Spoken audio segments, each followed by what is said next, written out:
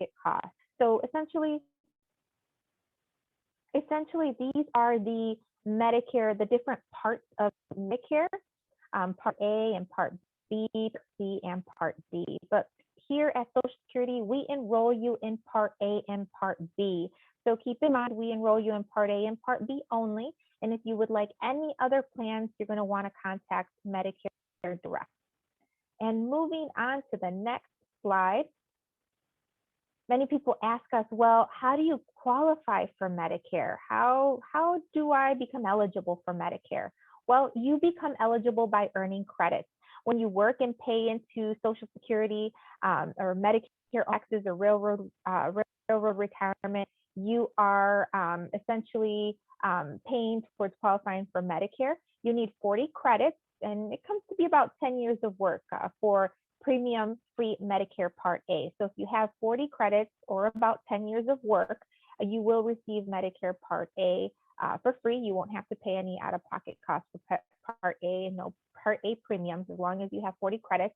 Or if you have a spouse who's insured and age 62 or older.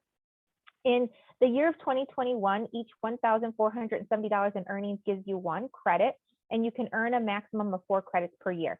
So if you have the 40 credits, then your Medicare Part A is free, and you will be eligible for Medicare Part B. And Part B, right now, the premium for Medicare Part B in the year 21 is $148.50 a month. Next slide, please. Now, who is eligible for Medicare?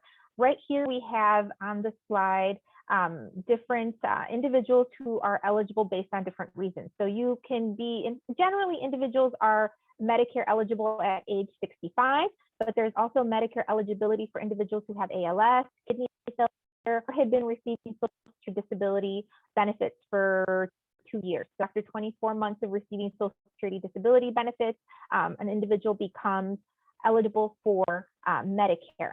And also environmental health hazard exposure may also warrant that Medicare eligibility. Next slide, please.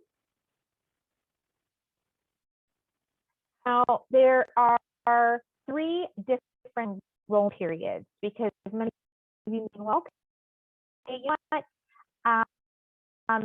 I fall into the category where I'm going to be 55 soon, and I enroll in Medicare. When should I enroll? So there are different enrollment periods. There's the initial enrollment period, the special enrollment period, and the general enrollment period. The initial enrollment period is 3 before someone turns age 65. It's the month that you turn 65 and 3 months after you have turned 65. So that's considered your initial enrollment period. Now, somebody who is looking to enroll in Medicare, you can go ahead and enroll during that time frame. It's your initial enrollment period. Of course, you want to keep in mind the sooner you enroll, the sooner your Part B becomes effective. So enroll 3 months before you turn age 65, your Medicare Part B is going to become effective in that month that you turn 65. And the later you enroll, the later it is going to become effective. But that is your initial enrollment period. Now, for individuals who are currently employed and insured through their employer's group health plan, you know what, right now I don't want to enroll during my initial enrollment period because I have insurance through my employer. I'm working right now. Can I do that? Can I wait? And the answer to that is yes, you can certainly wait as long as you can show proof that you were actively employed and insured through your employer's group health plan since age 65. You can wait to take your Medicare Part B later and enroll during what's called a special enrollment period. So a special enrollment period is for individuals who are 65 or older and are covered under a group health plan based on your work or your spouse's current work. So say you have you're not currently working and insured through your own employer's group health plan, but your spouse is working and you're insured through your spouse's employer's group health plan. You can also wait for a special enrollment period if you can prove that you have been spouse has been actively employed and has been insured through their active group health plan. Now, what if you're in a situation where you don't qualify for the initial enrollment period anymore because you're past the initial enrollment period criteria and say you don't qualify for a special enrollment period because you're not actively employed and insured through an employer's group health plan. You don't meet spouse's criteria either to be in the special enrollment period. What happens then? What can you do? Well, there is the general enrollment period, and the general enrollment period is open to individuals who are older than 65 who have missed the other two periods. And this general enrollment period is from January 1st to March 31st of any year. You can enroll during the general enrollment period during the first 3 months of the year. However, once you enroll, that Medicare Part B doesn't become effective until July of that year. And also keep in mind, if you do enroll during a general enrollment period, you'll want to keep in mind that there's a 10% penalty extra for every year that you were not enrolled in Part B past the age of 65. So that is the general enrollment period. It's so important to know all of these enrollment period decision for you once you become Medicare eligible. Next slide, please.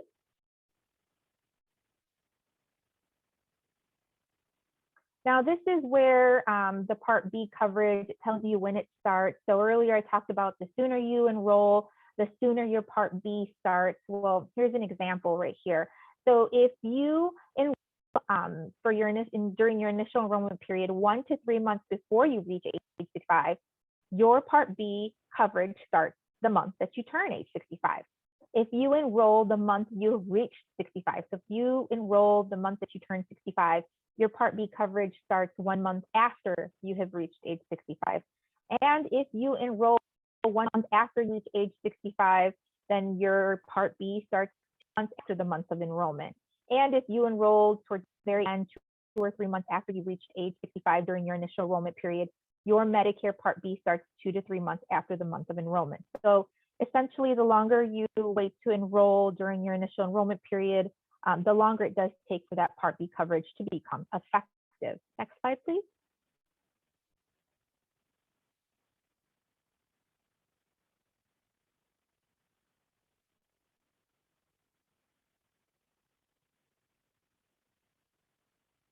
Now we are transitioning to, like we had some technical issues.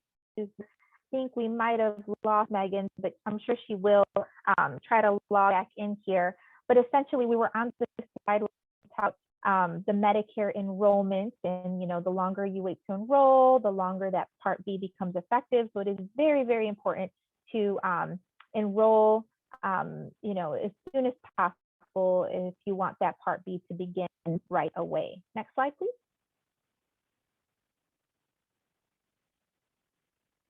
Now let's talk about the Medicare costs.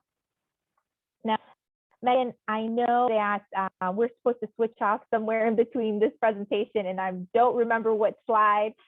Just give me a nod if I continue to go, and then we'll keep going, and then I'll switch it over to you as soon as it gets to the slide where you're going to be covering. But many asked us, how much does Medicare cost? This is a great question, and I did briefly mention it earlier. Medicare Part B standard premium costs $148.50 per month. That's the premium for this year in 2021. The Part B deductible for 2021 is $203. Typically pay 20% Medicare approved amount after deductible is met. And the Medicare Part A premium for uninsured individuals is $471 a month. If you have 3039 credits, it's $259 a month. And the Medicare Part A, the 21 and deductible 21 is $484. Now, Part B, the standard premium is $148.50 per month. The Part A for individuals who have enough credits, the 40 credits into Social Security paid into Medicare, don't pay for Part A. It's free if you have the credits. But if you are where you don't have credits, does not credit, then that's when the Part A premium is $409 credits at $259 a month. So I just want to kind of make that out. Most individuals don't Medicare premium and pay for the only for the Medicare Part B premium. But we did talk about the standard premium. And so this is the standard premium for Medicare Part B, $148.50. But for individuals that are high income earners, they may pay a higher premium. Next slide, please.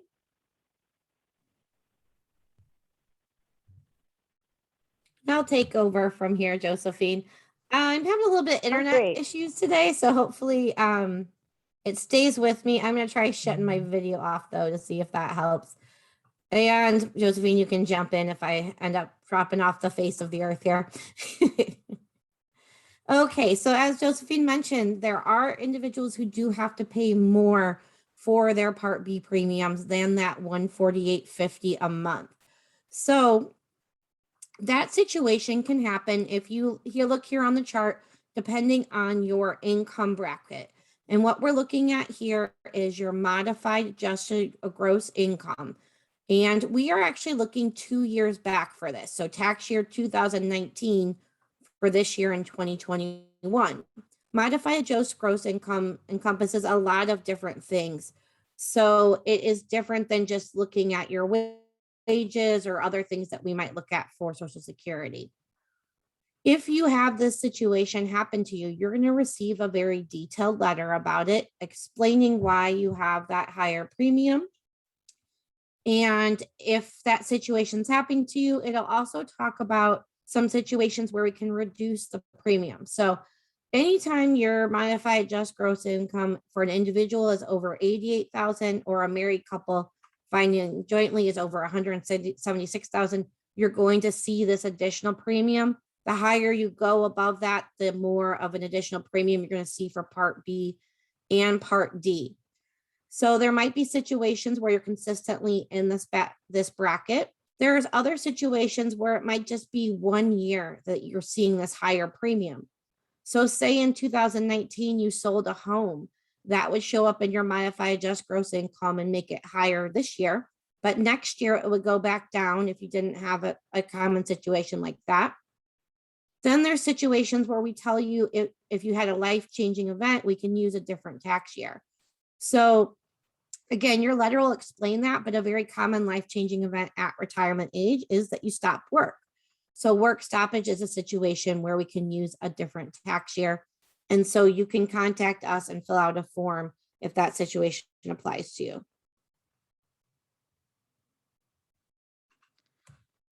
So something to think about when you're thinking about enrolling in Medicare.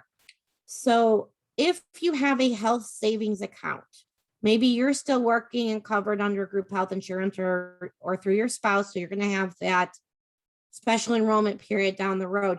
Some people will go ahead and take the Part A and not take the Part B. But if you have a health savings account, you're probably going to want to even wait on taking the Part A, even though it's free. And that is because there can be some conflicting things that happen with Medicare and health savings account. So for health savings account, this is when you're enrolled in a high deductible plan. So not the same as a flex savings account or FSA like a lot of people have. This is a high deductible HSA account and have no other health coverage, meaning you cannot be enrolled in Medicare to have a HSA, and you cannot be declaimed as a dependent on someone else's tax return. So these are not Social Security's guidelines. These are outside rules for health savings accounts in Medicare. So if you are currently enrolled in an HSA, and you have available funds in the plan and become entitled to Medicare, you can still use those funds, but you can't add in any new funds. And so if you're currently entitled to Medicare, you also cannot get newly into a health savings account. These rules, again, they're not our rules. They're mandated by IRS, not Social Security or Medicare. So it's just something we want you to be aware of when you plan. Because if you are already receiving from Social Security a money benefit, you are going to be automatically enrolled in the Part A. And the Part B, you can refuse the Part B if you don't need it, but you cannot refuse the Part A. It is kind of intertwined with your Social Security benefit. So per our policy, if you have that premium-free Part A and Social Security retirement, they're linked. So you cannot get out of the Part A without withdrawing from retirement benefits, and you can only withdraw from retirement benefits within 1 year of applying for that. So just again, something we want you to be aware of when you're planning ahead on your Medicare. Now, as far as enrolling in Medicare, it's really easy to apply online for Medicare only. And then maybe you got into Medicare or even Medicare Part A in your retirement, but you need to add the Part B so that you're in that special enrollment period that Josephine talked about. You can do that online as well, even that special enrollment period now. This is something kind of new to us in the last year or so. There's a couple forms that need to be completed. The 40B is the form that you complete that says when you want the Medicare to start. Down in the remarks, Health 564, you or your spouse's employer, they're going to complete that. So you can either fax those or mail those, or you can go online and upload those to evidence through our my.gov website. So a lot of different options to get you into that Medicare and the Medicare Part B. And as we've mentioned before, for all things Medicare, outside of actually enrollment in Part A and Part B, you're going to deal with Medicare directly through the Medicare.gov website or by calling their 1-800 number. You can use the Medicare.gov website to help you find Part D and Part C, the Medicare Advantage plans. You can see what different tests are covered, different things like that. You can create your personalized My Medicare account through there. So the personalized account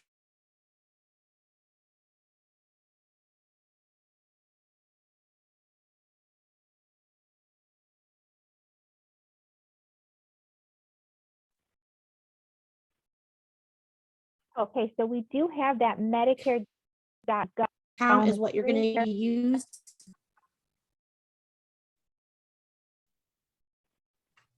I think we lost you for a second again. Okay. You're back. Okay. Says my internet connection is unstable. So I didn't hear all what you covered too. Did I miss too much here, Josephine? No, you didn't. Go ahead. You can keep going. It just cut off for a second. Okay, great. All right. So the one thing we do at Social Security additionally is extra help for prescription drugs. This is not an actual prescription drug plan. It is a coverage that helps you pay for your prescription drug plan. So you still need to get into a Part D plan, but you can apply to see if we can help you with your lower copays on medications and your monthly premiums. But this is for individuals with limited income and resources. So you can apply for it. It's not for everyone, but you may be eligible and you can try to apply to see if you qualify for that. Now, if you need help in applying for Part C or Part D plans, or have other questions about what Medicare covers and costs, all those sorts of things, and you're not really tech savvy where you want to go through that process yourself on the Medicare.gov website, you can find a state health insurance assistance program or SHIP counselor in your local area that can walk you through all this sorts of information and help you with any issues you're having with Medicare or the Part C and Part D plans. So we did display the website on how you can find a local resource, but you can also call that Illinois SHIP toll-free hotline number if you're not able to do the online, and they will help you go through all.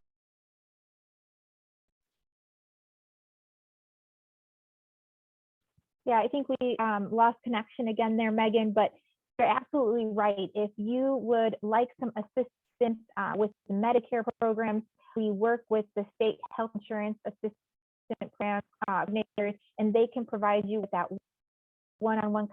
And then we're to get in touch with somebody at the state insurance assistant program. It's 1-800-252-966. I think I heard you come back in here, Megan. Out here, but this is great information for everyone to know that if you'd like one-on-one counseling, that is, well, they don't sell you insurance, they just help you. It's to help you, guide you, and give you some information And of course, right here is our Medicare card. It's our red, white, and blue card, the Medicare card, and it no longer has the Social Security numbers on them. Protect your identity. So now there's a unique Medicare number on there. As you can see, it's going to be a unique Medicare number when you get your card. And if you still have an old card that has your Social Security number on there, please that you request a new card, because the one with the Social Security numbers are not valid anymore, and you definitely want to get yourself a new updated card with your unique Medicare number. Next slide. So I just wanted to make sure we let you know that that's what the cards look like now. And you request a replacement card online to create a My Social Security account, or you could always give us a call and request the card via phone. If you call us at 1-800-722-1, can send you a replacement card. And of course, if you create a My Social Security account, you'll be able to request that card online. The My Social Security account, you may say, well, what security account? Well, that's an account that you can create. You go to our website, socialsecurity.gov.gov. You can create an account, a My Social Security account with a username and a password, and you're able to do a lot of the transactions you do with us here at Social Security, you can do online in the comfort of your own home. So I encourage everyone watching here today to check us out, visit us online. We also have Facebook, Twitter, LinkedIn, Instagram, YouTube. Follow online if you'd like to learn more about Social Security's benefits and programs, and if you'd like a little bit more about Medicare on all of these media forms as well. Of course, we are always open to questions. Social Security is still open. We're still available. So if you have questions, you can always give us a call at the National Social Security Hotline at 1-800-772-1213, or you can find us online at our field office locator. You can click on socialsecurity.gov, type in field office locator, enter in your zip code, and find your local Social Security field office. Megan, I see you're back, and do you want to go ahead and chime in? It looks like it's 3:55. I'm so excited everybody's been here with us. I'm not sure if you or Sally want to chime in here before it's almost time for us to go. I think you did great. I was kind of back, but I was scared to keep having to start talking over you because my internet is so spotty. So thank you so much, Josephine, for jumping in and taking over so that I didn't keep interrupting things with my internet. But we all are used to this issue off and on these days in this virtual world we're in, but it's still frustrating when it happens. Yeah, it's all right. That's why we have the buddy system, Megan, though. So we're here together. We're in this together, and we help each other out. But certainly would love to thank Sally and Centro de Información once again for having us. Thank you to all our viewers. Thank you for being here with us and watching the segment on Medicare. If you have any questions, or if you want to learn more about Medicare, once again, you can find us online at Social Security GOV, or you can give us a call at our National Social Security Hotline at 1-800-772-1213. Or we're always here on live, so you can certainly enter your questions into the chat box or reach out to Centro de Información. Social Security is with you throughout life's journey. We're still here with you. We're open. We're available to you. Please feel free to reach out to us at any time. Sally? That's right. Thank you so much to both the ladies. I know technology is great nowadays, but it also, we have all these little issues that we run into. I think at the beginning, I lost both of you and I freaked out a little bit, but so I understand. So, but yes, the great information. I have one question in regards to the SHIP. For SHIP, so you said not, there may be people that qualify and others that may not. Is that due to income mostly, or is it just specific, some other issue requirements? Yeah, anyone can get help from a SHIP counselor. It's the Okay. extra help with prescription drugs that has Okay. income and refund. Okay. But the SHIP is available for everyone, no matter what No matter what. your situation. Okay, Yeah. that's good to know. So yeah, the links were provided for everyone in case you need to get to them and use them. Phone numbers as well. We try to provide that. And ladies, thank you again. And if anyone has questions or concerns, you could reach out to Centro, and we could always work with Josephine and Megan to help us out with any of your concern or questions. So thanks everyone for joining us here at Centro de Información in our English version of Medicare. And at 4:30, we welcome you back in Spanish. So I know Josephine will be back. I'm not sure if Elidia will be joining us today, but if not, Megan, thank you so much, and I'll see you next month. Okay, thank you, ladies. Yes, thank you. Thank you, everyone.